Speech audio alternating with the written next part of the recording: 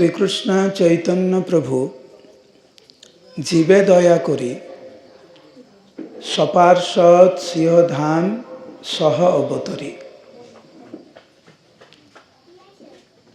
ব্রজেন্দ্র নন্দন কৃষ্ণ মহাবদান্য রূপ ধারণ করে শ্রীমান মহাপ্রভু রূপে এই মায়াপুর নবদ্বীপ ধামে অবতীর্ণ হলেন। নবদ্বীপ হেন গ্রাম ত্রিভুবনে নাই, যথা অবতীর্ণ হইলা চৈতন্য গোসাই।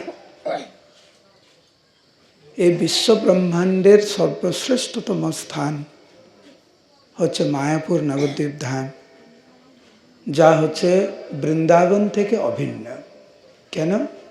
কারণ ওইখানে চৈতন্য গোসাই অবতীর্ণ হয়েছেন। বৃন্দাবন দাস ঠাকুর চৈতন্য ভাগবতে এইভাবে বর্ণনা করেছেন। মহাপ্রভু শুধু একা আবির্ভূত হননি, মহাপ্রভু আবির্ভূত হয়েছেন উনার নিত্য পার্শ্বদের নিয়ে এবং উনার ধাম সহ উনি অবতীর্ণ হয়েছেন। এবং বিভিন্ন ভক্তের মাধ্যম দিয়ে উনি বিভিন্ন শিক্ষা উনি দিয়েছেন। রূপ সনাতনের মাধ্যম দিয়ে উনি লুপ্ত বৃন্দাবন উনি পুনঃপ্রতিষ্ঠা করেছেন। বিভিন্ন শাস্ত্র উনি প্রকাশ করেছেন গোস্বামীগণের মাধ্যম দিয়ে। রূপ গোস্বামী, সনাতন গোস্বামী, গোপাল ভট্ট গোস্বামী আদি বিভিন্ন আচার্যদেরকে উনি শিক্ষা দিয়েছেন এবং উনারা গ্রন্থরূপে মহাপ্রভুর শিক্ষাটি উনারা প্রকাশ করেছেন। হরিদাস ঠাকুরের মাধ্যমে শ্রীমান মহাপ্রভু নামের মহিমা প্রকাশ করলেন। স্বরূপ দামোদর রায় রামানন্দের মাধ্যমে উনি রসতত্ত্ব উনি প্রকাশ করলেন। কিভাবে ভক্ত কত কৃপালু হয় উনি বাসুদেব দত্তের মাধ্যমে উনি প্রকাশ করলেন। এইভাবে বিভিন্ন ভক্তের মাধ্যম দিয়ে বিভিন্ন কিছু শিক্ষা দিয়েছেন। আজকের আমরা আলোচনা করব শ্রীমান মহাপ্রভু সারঙ্গ ঠাকুরের মাধ্যমে কি শিক্ষা দিয়েছেন। কেন আজকে আলোচনা করব কে জানে? কেন আমরা সারঙ্গ ঠাকুর সম্বন্ধে আজকে আলোচনা করব? কারণ আজকের হচ্ছে সারঙ্গ ঠাকুরের শুভ তিরোভাব তিথি। জানেন আপনারা? নিজের জন্মদিনটা মনে আছে? মনে আছে না? সেই জন্য নিজের জন্মদিন যদি মনে থাকে, আচার্যগণের আবির্ভাব তিথি, তিরোভাব তিথি মনে রাখা উচিত আমাদের। আজকের ওনার তিরোভাব তিথি মনে রাখা উচিত আমাদের। তো আমরা সংক্ষেপে ওনার সম্বন্ধে আলোচনা করব। চৈতন্য চরিতামৃতে, চৈতন্য ভাগবতে সারঙ্গ ঠাকুর সম্বন্ধে খুব সুন্দরভাবে বর্ণনা করেছেন। মহাপ্রভু ওনাকে খুব ভালোবাসতেন। মহাপ্রভু যখন বিদ্যানগরে যেতেন মায়াপুর থেকে, মাঝে মাঝে সারঙ্গ ঠাকুরের সাথে দেখা করে উনি বিদ্যানগরে যেতেন।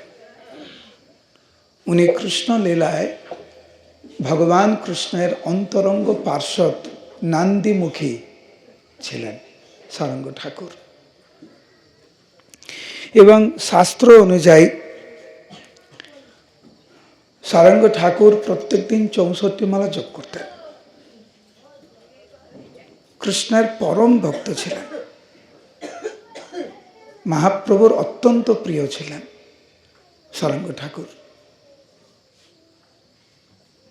ওনার শ্রী বিগ্রহ শ্রী শ্রী রাধা গোপীনাথ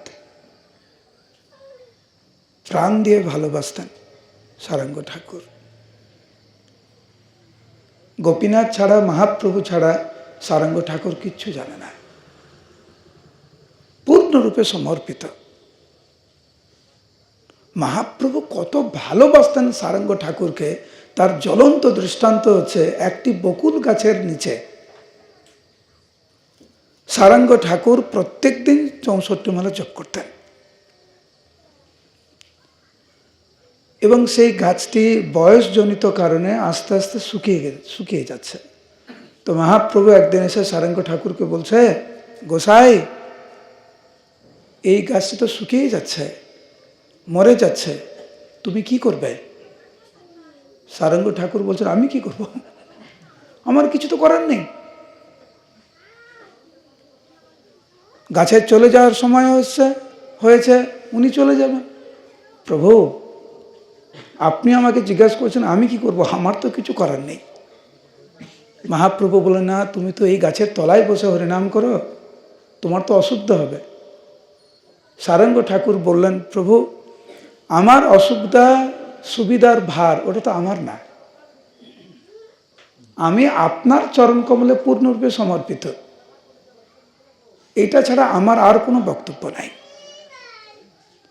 মহাপ্রভু তখন ভাবছেন, যেই গাছ, যেই জীব সারঙ্গ ঠাকুরের মতো মহাভাগবতের সেবা করছে, এই জীব যদি এখন চলে যায় তাহলে সারঙ্গ ঠাকুরের সাধন ভজনে অসুবিধা হবে।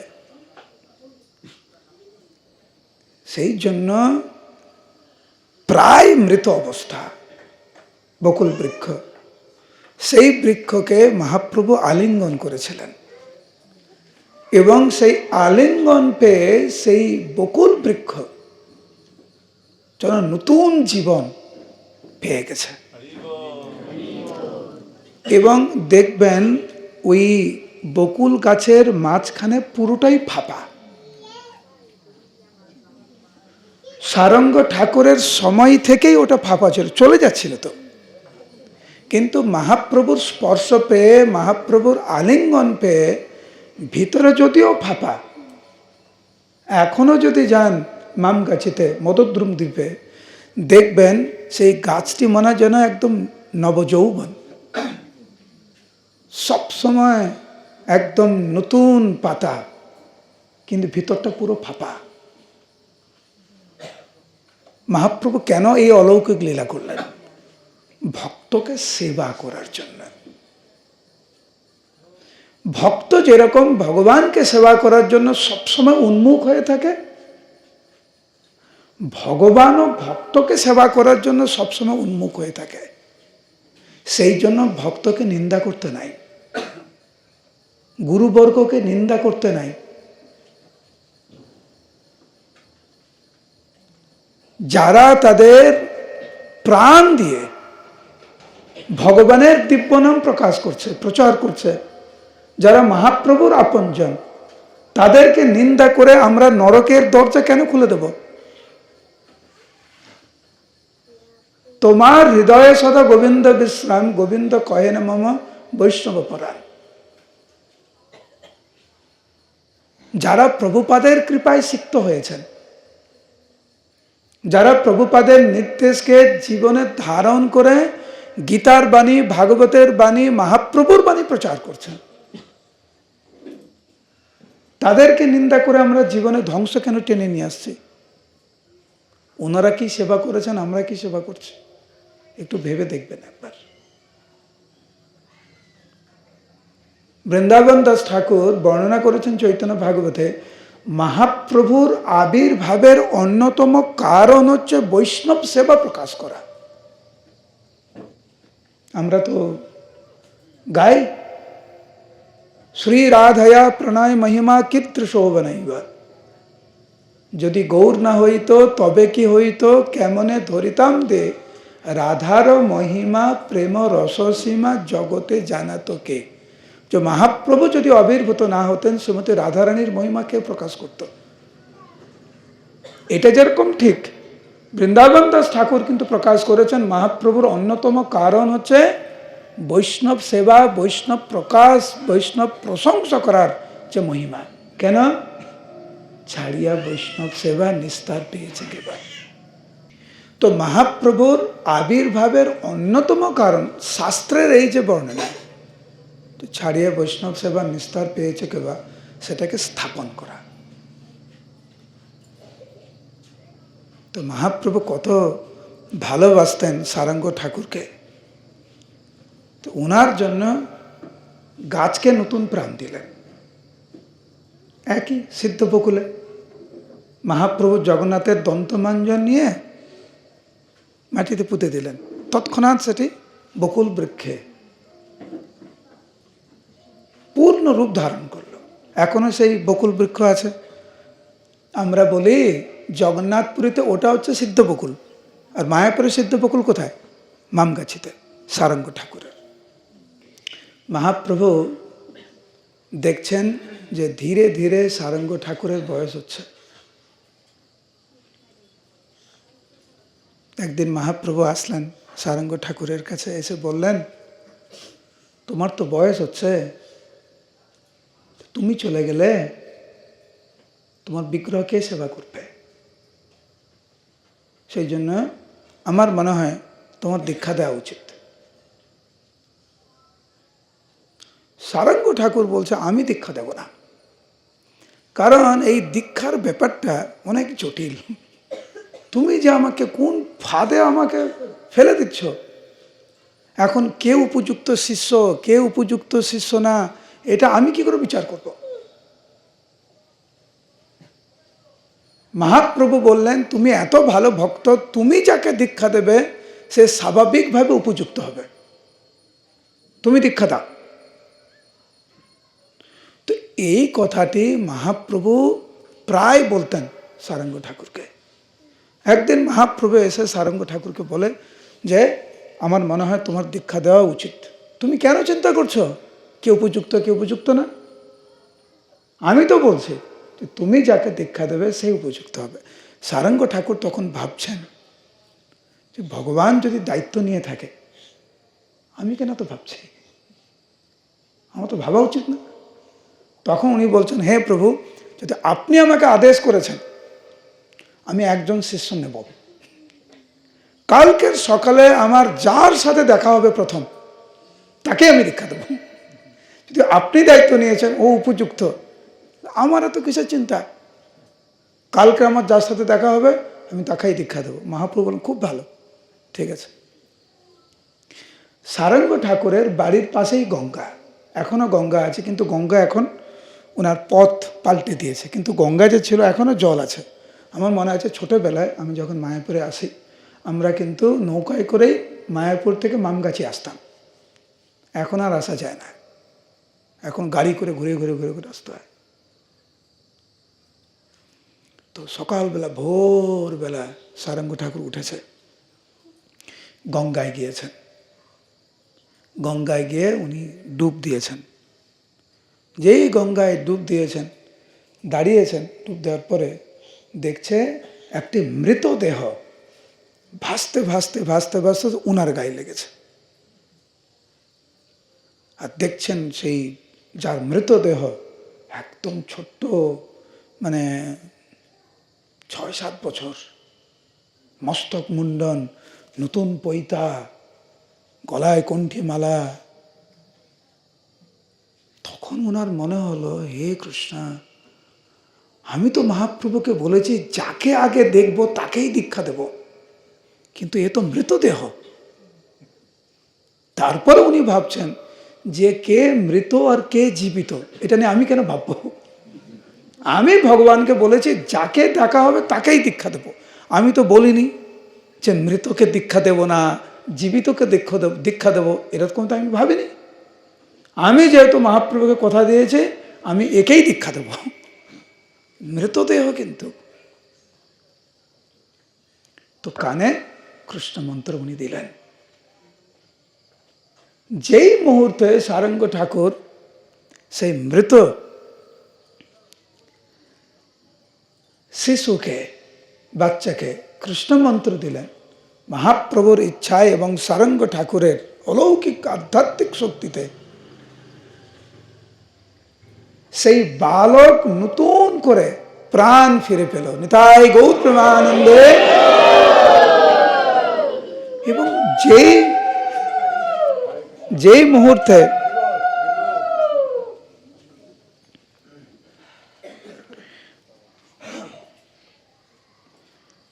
মুহূর্তে প্রাণ ফিরে পেয়েছেন, সেই বালক সারঙ্গ ঠাকুর গৌর প্রেমে ক্রন্দন করতে লাগলেন। সারঙ্গ ঠাকুর বুঝতে পেরেছেন এটা আমার শক্তির প্রভাবে না, এটা মহাপ্রভুর ইচ্ছায়। একটি বড় শিক্ষা আমাদের ভক্তি জীবনে এই লীলা থেকে। ভক্ত যদি গুরুদেবের প্রতি অগাধ বিশ্বাস থাকে, মহাপ্রভুর প্রতি যদি অগাধ বিশ্বাস থাকে, যে কোনো ভক্ত অসাধ্য সাধন করতে পারে। যে কেউ। আমরা এক্ষুনি একটা শ্লোক বললাম না, কি শ্লোক বলেছে মঙ্গলাচরণের পরে? মূকম করোতি বাচালম পঙ্গুম লঙ্ঘয়তে গিরে। একটা পঙ্গু বড় বড় পর্বত গিরি পেরোতে পারে গুরু গৌরাঙ্গের আশীর্বাদে। মায়াকে অতিক্রম করা, ভক্ত হওয়া, প্রচার করা এত সহজ নয়। কিন্তু দেখবেন কিছু কিছু ভক্ত কিভাবে প্রচার করছেন। ইসকন শুরু হলো কি করে?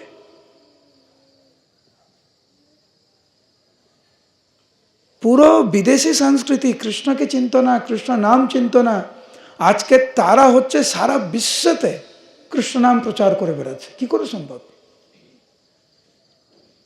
আজকের যদি আপনাকে হঠাৎ করে বলা হয়, কোনো ভক্তকে যদি বলা হয়, প্রভু আপনি একটু এই মুহূর্তে পাঞ্জাবে যান একটু, আপনার কিন্তু প্রশ্ন জাগবে, কি করে যাব, কোথায় গিয়ে থাকবো, কার বাড়িতে থাকবো, পকেটে পয়সা আছে কিনা, ইত্যাদি ইত্যাদি, তাই না?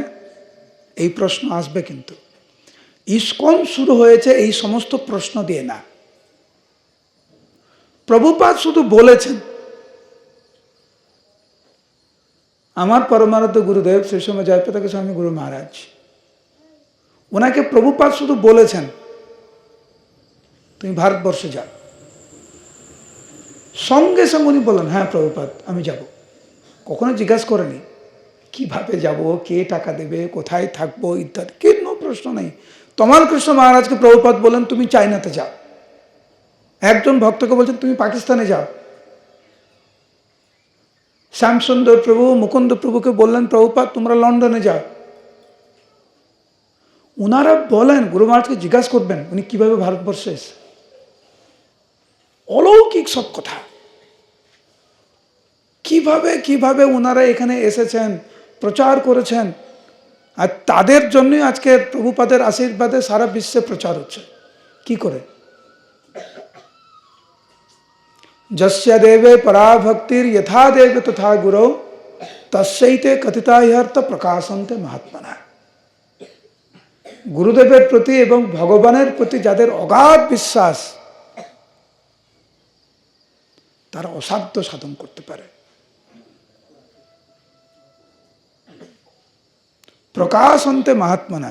আমরা গাই না গুরু পূজাতে, দিব্য জ্ঞান হৃদয় প্রকাশিত। কার? চিতেতে করিয়া ঐক্য আর না করিয়া মনে আশা।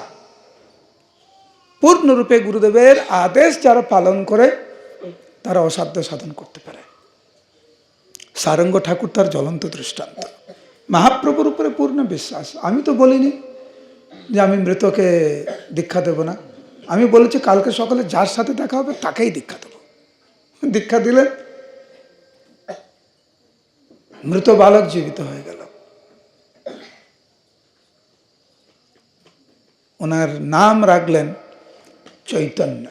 আগের নাম ছিল মুরারি। উনি ডাক নাম রাখলেন, উনি দীক্ষার নাম রাখলেন চৈতন্য দাস। ওনার লোকে ডাকতে লাগলো মুরারি চৈতন্য। ঘরে নিয়ে এসছে। মহাপ্রভু শুনেছে যে সারঙ্গ ঠাকুর দীক্ষা দিয়েছে। ভক্তদেরকে বলছেন চলো চলো, শুনেছ সারঙ্গ ঠাকুর নাকি দীক্ষা দিয়েছে, চলো। মহাপ্রভু ভক্তদেরকে নিয়ে এসেছে মামগাছিতে, সারঙ্গ ঠাকুরের মন্দিরে শ্রীপাঠে। আর যেই মুহূর্তে মহাপ্রভু সারঙ্গ ঠাকুরের গৃহে প্রবেশ করেছেন, তৎক্ষণাৎ সারঙ্গ ঠাকুর চৈতন্যকে নিয়ে, চৈতন্য দাসকে নিয়ে মহাপ্রভুর চরণে অর্পণ করলেন, ক্রন্দন করতে লাগলেন দুজনেই, সারঙ্গ ঠাকুর এবং মুরারি চৈতন্য। দুজনেই বুঝতে পেরেছেন মুরারি চৈতন্য পূর্ণরূপে উনার গুরুদেবের চরণ কমলে আত্মসমর্পণ করেছেন, আর উনার গুরুদেব পূর্ণরূপে মহাপ্রভুর চরণ কমলে আত্মসমর্পণ করেছেন। এটি হচ্ছে গুরু পরম্পরা। মহাপ্রভু বলছেন, তাহলে তুমি দীক্ষা দিলে, তুমি স্বীকার করলে? সারঙ্গ ঠাকুর বললেন, প্রভু সবই আপনার আশীর্বাদ, আমি কিছু জানি না। তখন মহাপ্রভু চৈতন্য দাসকে জিজ্ঞাসা করছে, তোমার নাম কি? আগের নাম কি ছিল? বাড়ি কোথায়? বাবা মা কোথায়? তখন চৈতন্য দাস মহাপ্রভুকে বলছেন, প্রভু আমার অমুক জায়গায় বাড়ি ছিল, আমার উপনয়ন হয়েছে। উপনয়ন যেদিনকার আমি নিয়েছিলাম সেই দিনকার আমাকে সর্প দংশন করে আমি মারা যাই। বাবা মা অনেক ওঝা ডেকে মন্ত্র পড়ে আমাকে নতুন প্রাণ দেওয়ার চেষ্টা করে, কিন্তু হয়নি। সেই জন্য বাবা মা কলা গাছের ভেলা হয় না, কলা গাছের নৌকার মতো, কলা গাছের ভেলাতে গঙ্গায় ভাসিয়ে দিয়েছে। এই রকম মনোভাব নিয়ে কেউ যদি রাস্তায় গঙ্গার তীরে কোনো যদি ওঝা, কোনো সেই রকম ব্যক্তি যদি নতুন জীবন দিতে পারে, আমার গুরুদেবকে আমি পেয়েছি আপনার আশীর্বাদে। তখন মহাপ্রভু বলছেন যে এখন তুমি তো প্রাণ পেয়েছ, তোমার বাবা মা নিশ্চয় তোমার জন্য অনেক কান্না করছে, তোমার এখন ফিরে যাওয়া উচিত বাড়িতে। চৈতন্য দাসের উত্তর শুনুন, যারা আমাকে জন্ম দিয়েছে, আমার মা বাবা, সেই শরীরটা তো মৃত। নতুন করে যিনি আমাকে জন্ম দিয়েছেন তিনি হচ্ছেন আমার গুরু পিতা। আমি ওনার চরণেই আমি থাকব। মহাপ্রভু খুব আশীর্বাদ করলেন চৈতন্য দাসকে। যারা একবার দীক্ষা নিয়েছেন শ্রী গুরুদেবের কাছ থেকে, দীক্ষাকালে শিষ্য করে আত্মসমর্পণ। সদ্গুরুর থেকে কেউ যদি দীক্ষাপ্রাপ্ত হয়, আমরা যেন দুঃস্বপ্নেও বা স্বপ্নেও যেন না ভাবি ওনার চরণে অপরাধ করার জন্য।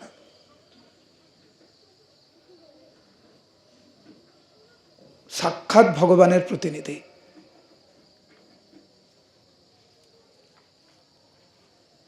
মহাপ্রভু চৈতন্য দাসের কথা শুনে অত্যন্ত প্রসন্ন হয়েছিলেন, তুমি থাকো।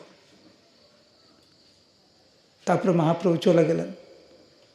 চারিদিকে দাবানলের মতো খবর ছড়ালো যে সারঙ্গ ঠাকুর মৃত বালককে নতুন জীবন দিয়েছে। এই খবরটা দাবানলের মতো ছড়ানোর ফলে কি হলো, উনার যে বাবা মা, চৈতন্য দাসের বাবা মা, এই খবরটা শুনেছে যে আমাদের ছেলে নতুন প্রাণ ফিরে পেয়েছে, দৌড়ে এসেছে, দেখছে তাদের ছেলে জীবিত।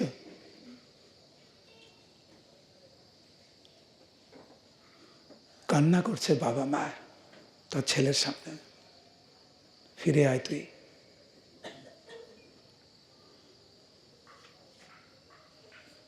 অনেক করে বুঝিয়েছে।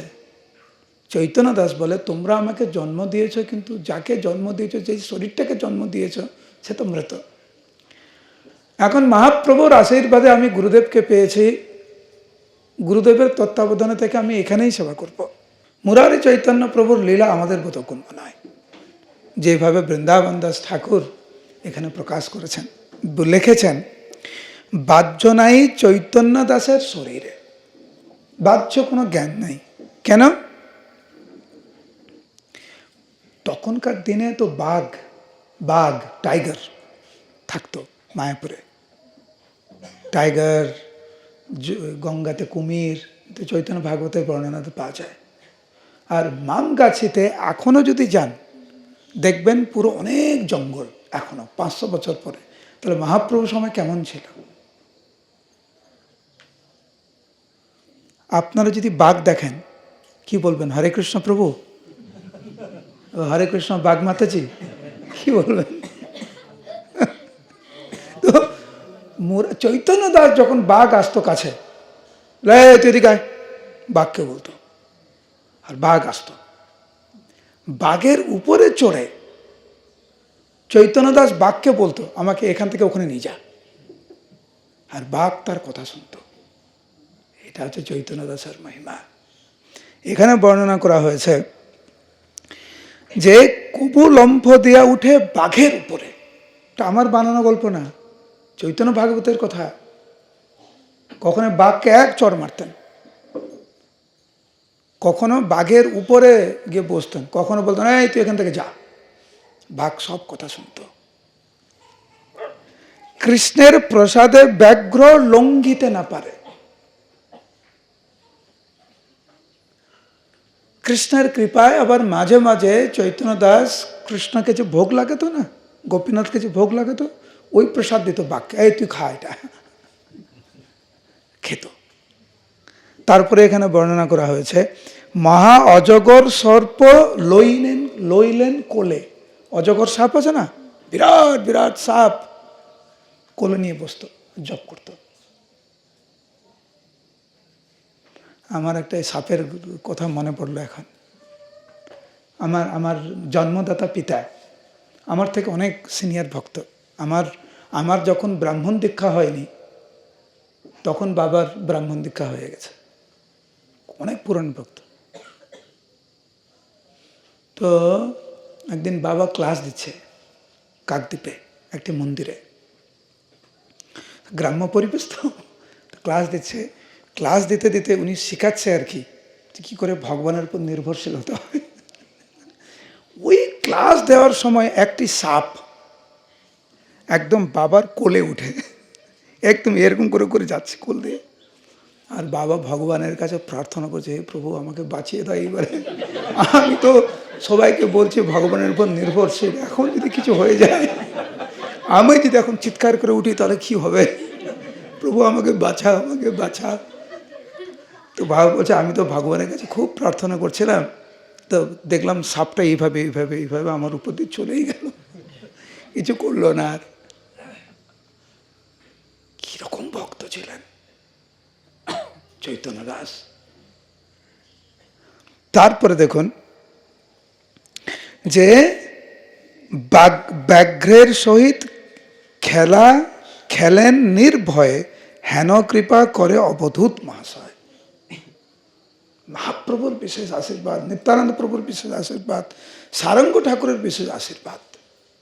চৈতন্য ভাগবতে বর্ণনা আছে যে নিরন্তর কহেন আনন্দ মন কথা, সর্বক্ষণ আনন্দিত কৃষ্ণ নাম নিয়ে। এখানে কারা কারা সাঁতার জানেন, হাত তুলুন। সাঁতার জানেন কারা কারা? হে কৃষ্ণ, তোমরা কেউ সাঁতার জানো না? এখানে পুকুর নাই? নেই। নদী নাই? নদী আছে। বন্যা হয় না? হয়? হয় না? কেউ বলছে হ্যাঁ, কেউ বলছে না। এনিওয়ে, তোমার সাঁতার জানো না, তুমি জানো? জানো? জানো না? আচ্ছা, যারা সাঁতার জানেন জলের নিচে কতক্ষণ থাকতে পারবে বলো? জলের নিচে ডুব দিয়ে কতক্ষণ থাকতে পারবে? কয় minute? Half minute? Half minute না, আরো বেশি থাকতে পারবে। 1 মিনিট হতো, 1-2 মিনিট থাকা যায়, 1 মিনিট থাকা যায়। চৈতন্য দাস 2-3 দিন, মানে প্রায় 72 ঘন্টা গঙ্গার জলে উনি জপ করতেন যাতে কেউ ডিস্টার্ব না করে। বুঝতে পারছেন? জপমালা নিয়ে গঙ্গায় ডুব দিতেন, 3 দিন পরে উঠতেন। হরে কৃষ্ণ। কিরকম শিষ্য ছিল চৈতন্য দাস। সেই জন্য এখানে বর্ণনা আছে 2-3 দিন মজি জলের ভিতরে থাকেন, কখনো দুঃখ না হয় শরীরে। শরীরের উপর কোনো প্রভাব পড়তো না। কেন? কৃষ্ণ নাম নিয়ে পূর্ণরূপে মগ্ন ছিলেন। সেই জন্য চৈতন্য ভাগবতে বর্ণনা, চৈতন্য দাসের যত ভক্তির বিকার, কত বা কহিতে পারি সকতি অপার। কত বলবো আমি তো সাধারণ জীব, চৈতন্য দাসের মহিমা কিভাবে আমি প্রকাশ করব। কৃষ্ণদাস কবিরাজ গোস্বামী চৈতন্য চরিতামৃতে চৈতন্য দাসের লীলা কিভাবে বর্ণনা করেছেন দেখুন। মুরারি চৈতন্য দাসের অলৌকিক লীলা, ব্যাঘ্র গালে চড় মারে সর্পসানে খেলা। কখনো বাঘকে চড় মারে, কখনো সাপের সাথে খেলা করে, কখনো 2-3 দিন গঙ্গার জলের নিচে জপ করেন। এই তো চৈতন্য দাস। তো এই সমস্ত আচার্যরা মহাপ্রভুর লীলাতে অংশগ্রহণ করেছেন আমাদের মতো বদ্ধজীবদেরকে আকর্ষণ করার জন্য। সারঙ্গ ঠাকুরের থেকে আমরা এই শিক্ষা পাই, যদি কোনো ভাগ্যবান ভাগ্যবতী ভক্ত ভগবান এবং গুরুদেবের প্রতি পূর্ণ বিশ্বাস রাখে, সে খুব তাড়াতাড়ি ভক্তি জীবনে অগ্রগতি লাভ করতে পারে, অসাধ্য সাধন করতে পারে, যেইভাবে সারঙ্গ ঠাকুর করেছিলেন অসাধ্য সাধন।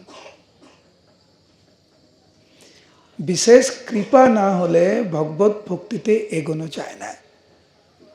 আপনি একবার চেষ্টা করুন, এক জায়গায় বসে 16 মালা জপ করতে, কালকের একটুও নড়বেন না, এক জায়গায় বসে 16 মালা জপ করতে করুন। এত সোজা না, মনে হবে একটু হাঁটি, একটু গল্প করি, একটু জল খাই, একটু ফোন দেখি, কিছু না কিছু করি। প্রত্যেক দিন ভালো করে 16 মালা জপ তখনই সম্ভব যখন গুরুদেবের বিশেষ কৃপা পাওয়া যায়। কারা কৃপা পায়? যাদের প্রকৃত শিষ্য বা সেবকের মনোভাব থাকে। আরেকটা কথা শুনে রাখুন মন দিয়ে, কৃষ্ণের চরণে অপরাধ করবেন, গুরুদেব আপনাকে রক্ষা করতে পারবে। গুরুদেবের চরণে অপরাধ করবেন, কৃষ্ণ আপনাকে রক্ষা করতে পারবে না।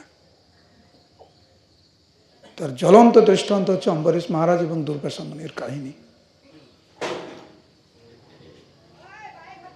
কখনো সম্ভব নয়। সেই জন্য সারঙ্গ ঠাকুরের যে লীলা আমরা শ্রবণ করছি, চৈতন্য দাসের লীলা যে আমরা শ্রবণ করছি, এইটা থেকে যেন আমরা দৃঢ় সংকল্প আমরা যেন গ্রহণ করি যে গুরুদেব ছিল প্রভুপাদ এবং বৈষ্ণবদের প্রতি যেন আমাদের কখনো বিদ্বেষ মনোভাব না আসে। কার কাছে যাব আমরা? কৃষ্ণ যদি রুষ্ট হন আমাদের প্রতি কোনো কারণে, গুরুদেব আমাদেরকে রক্ষা করতে পারবে। কিন্তু গুরুদেব যদি আমাদের উপরে রুষ্ট হয়, কৃষ্ণ কিন্তু আমাদেরকে রক্ষা করতে পারবে না। দুর্বাসা মুনি কতভাবে অনুনয় বিনয় করেছিলেন ভগবানের কাছে, আমাকে রক্ষা করুন। ভগবান বললেন, না, আমি পারবো না। ভাগবত পড়ে দেখবেন, ভগবান পরিষ্কার করে বলছেন, আমি তোমার রক্ষা করতে পারবো না। একমাত্র রক্ষা করতে পারে অম্বরীশ মহারাজ, আর কেউ না। এইটি হচ্ছে সারঙ্গ ঠাকুরের থেকে আমাদের এই শিক্ষা। আমরা ভক্তি জীবনে যে প্রবেশ করেছি, এইটা কমপক্ষে এটা তো বুঝতে পেরেছি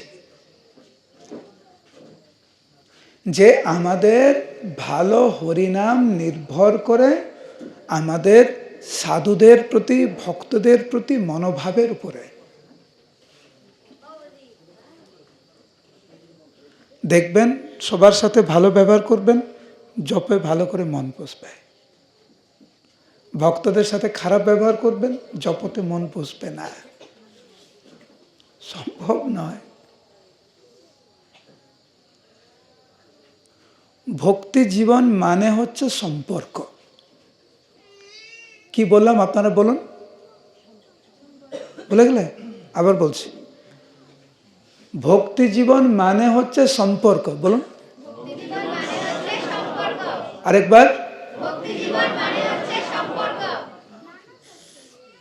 অনেকে জিজ্ঞেস করে না, প্রভু ভক্তি জীবন মানে কি? ভক্তি জীবন মানে হচ্ছে সম্পর্ক। ভক্তি জীবন মানে হচ্ছে ভগবানের সাথে আমাদের সম্পর্ক, গুরুদেবের গুরুবর্গের সাথে আমাদের সম্পর্ক, হরিনামের সাথে আমাদের সম্পর্ক, ধামের সাথে আমাদের সম্পর্ক, বৈষ্ণব সমাজের সাথে আমাদের সম্পর্ক। আপনি যদি আমাকে বলেন, প্রভু আমি না ভালো ভক্ত হওয়ার চেষ্টা করছি কিন্তু গুরুদেবকে মানি না, প্রভু আমি ভালো ভক্ত হওয়ার চেষ্টা করছি কিন্তু বৈষ্ণবদেরকে আমি মানি না, ভালো ভক্ত হওয়ার চেষ্টা করছি কিন্তু বৃন্দাবন ধাম, মায়াপুর ধাম, পুরী ধাম আমার প্রতি কোনো, ওনাদের প্রতি, ওই ধামের প্রতি আমার কোনো টান নেই, বৈষ্ণব হওয়ার চেষ্টা করছি কিন্তু জপ করতে ভালো লাগে না, এরকম হয়? হয় কি হয় না? আপনি কেমন ভক্ত, আপনার সাথে ভগবানের সম্পর্ক যেমন, আপনি কেমন ভক্ত, হরিনামের সাথে সম্পর্ক যেমন, আপনি কেমন ভক্ত, আপনার সাথে গুরুদেবের সম্পর্ক যেমন, আপনি কেমন ভক্ত, বৈষ্ণব সমাজের সাথে আপনার সম্পর্ক যেমন তেমন ভক্ত।